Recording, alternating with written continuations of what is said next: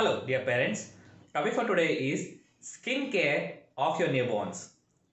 In this topic, we'll cover all those commonly asked questions like when can I bathe my child? How should I bathe him? How should I take care of his skin, especially his umbilical cord, his scalp? How should I take care that he doesn't get those allergies? What care should I take during the nappy areas? Regarding what kind of detergent, powders, or soaps or oils to be used. So please pay attention. First of all, let's understand that skin is one of the largest organs in your body, and the newborn skin has some differences as compared to the adult skin.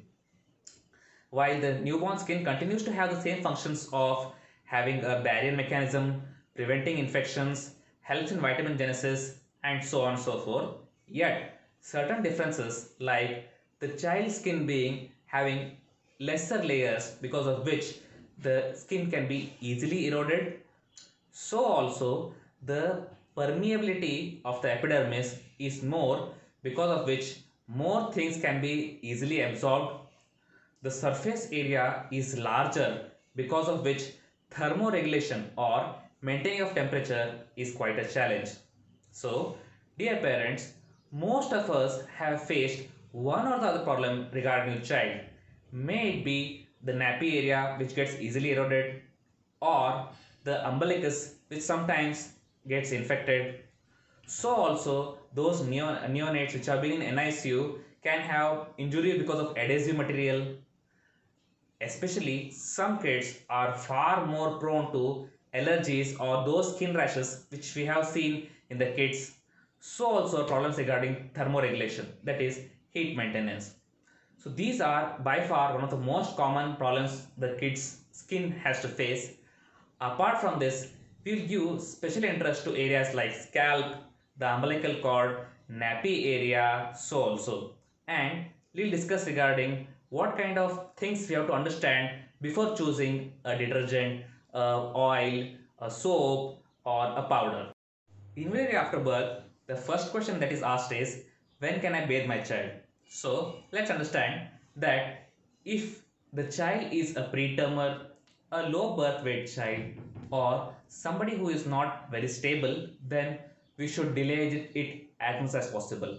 But if you have a stable and a well grown child, then even then you have to wait for the first 4 to 5 hours, because this much time is required to achieve hemodynamic stability. So after 4 to 5 hours we can consider it, and if possible delay it by a day or two.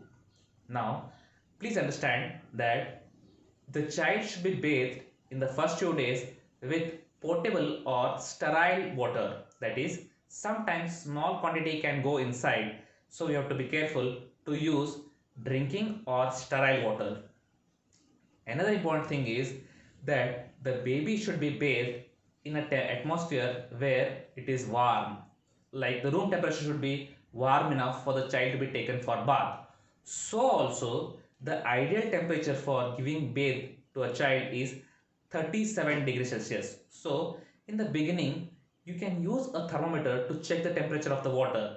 Once you are sure that this is the right temperature, you can go ahead. Now please understand that the bath should be for a duration of only 5 minutes. This is because more duration the child is in water, the water absorbs and the skin gets imbibes the water, and the chances of erosions are far more common.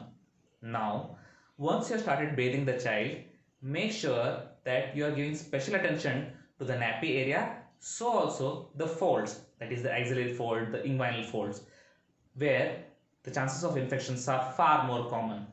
Now, once you have bathed the child, make sure you are not rubbing the child, or you are just producing some soft touches to the child. The soap or detergent using in child should be delayed at least for a duration of 1 week. After 1 week also, you can use those soaps which are pH balanced, that is, they are called as Syndet bar soaps with a pH which is slightly acidic, and Such soaps should be used, and once you are using it, it should be gentle.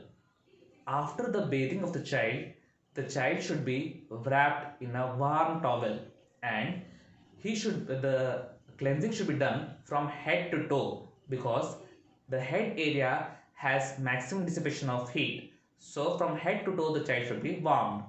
So in this way you can take care of your newborn. Now from head to toe, first thing is scalp care. So many times it is noted that using home oils can produce some amount of scaling or crusting of the scalp. A lot of parents ask what kind of shampoo or product to be used for such a condition. Now, first thing is we have to choose a product which has a pH which is close to that of the tears, so that if some amount of it enters the eyes, it does not cause itching or irritation. While bathing and using these products, we have to give attention that these do not enter the eye of the child. Now, the important step is that the products which we use contain something called as a cleanser and a lather agent. The best cleanser is lauric sulfate, and the best lather producing agent is ceramide diethanolamine. So products which contain these are invariably the best for suited for your child. So also sometimes your kids can have something called as seborrhoea. In such a condition, a doctor might prescribe you agents which contain zinc or selenium. These are good for the health of the child. So if your product contain any of these, then it is the right choice. Anything apart from this are not the best choices for your kids' scalp. The next important area is the umbilical cord. Now, please understand that as a natural process, initially it appears fleshy. As days go by the 7th or 10th day, it dries and falls off. Now, what can we do to assist it? A very useful step is just keep a small nappy folded below the umbilicus until that gets dried. If the drying gets delayed, it can get infected. We have to watch for signs of redness around the cord or foul odor, or sometimes it appears some kind of liquid discharge coming from the umbilicus. So these are points at which medical attention is required. Now, what can you do at home? If at all it requires some cleansing, regular water is best suited. Sometimes it gets soiled with urine or feces.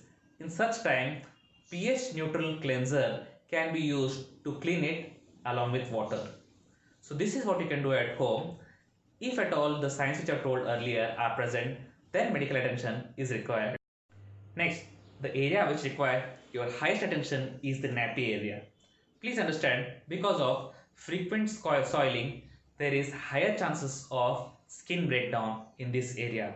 Now, please understand that as much as possible, we should prefer nappies in comparison to diapers.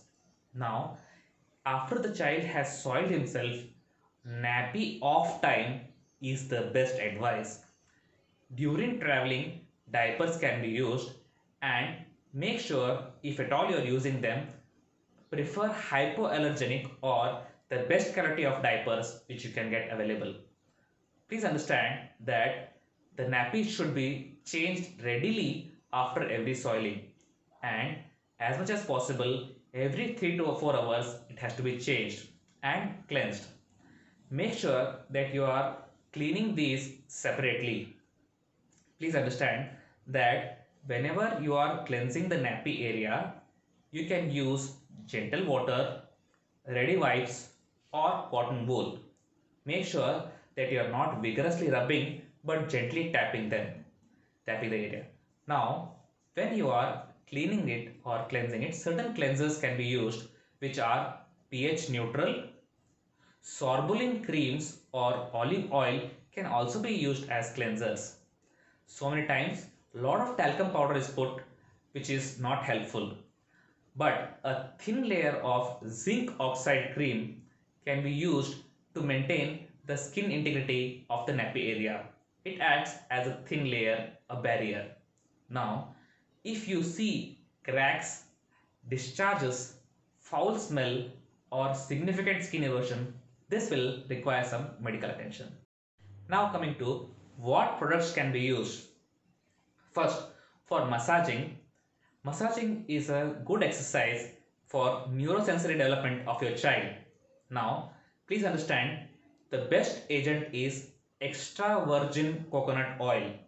This has been time tested and is considered as the best. Almond oil has no significant better or advantageous properties. Mustard oil can cause contact dermatitis and should be avoided. As much as possible, prefer natural choices and avoid those oils which have fragrances or chemicals in younger kids. Now, coming to talcum powder, we have seen that a lot of kids are thoroughly flushed with the talcum powder. Make sure to avoid this. There are two reasons. One thing, excess powder can block the sweat glands and cause eruption of blocked sweat glands. So also, sometimes while using it excessively, accidental inhalations are well known. In the first week, it is better avoided. As the children grow older, in moderation, talcum powder can be used with special attention to the folds and the nappy area. Now, coming to the soaps. The important thing is that the soap should be pH neutral and as gentle as possible. Slightly acidic are preferred. Alkaline soaps should be avoided.